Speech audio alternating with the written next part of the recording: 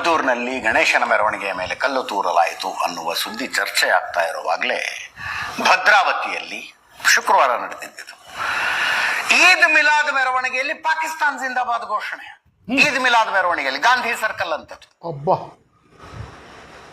ಕೇಳಿಸ್ಕೊಳ್ಳಿ ಒಮ್ಮೆ.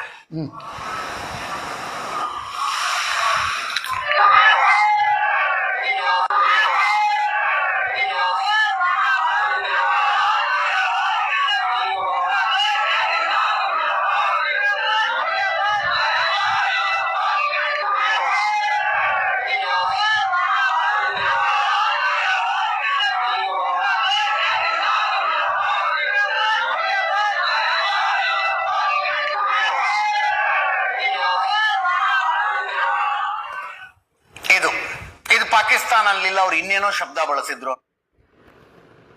Daily life easy Nasir Khan, Congress ಅಭ್ಯರ್ಥಿ ನಾಸಿರ್ ಖಾನ್ ಅವರು ರಾಜ್ಯಸಭೆಗೆ ಆಯ್ಕೆ ಆದಾಗ ಒಂದು ಸಂಭ್ರಮಾಚರಣೆ ಆಯ್ತಲ್ಲ, ಅಲ್ಲೂ ಪಾಕಿಸ್ತಾನ್ ಜಿಂದಾಬಾದ್ ಅಂತಾನೆ ಕೇಳಿಸಿದ್ದಪ್ಪ ನಮಗೂ.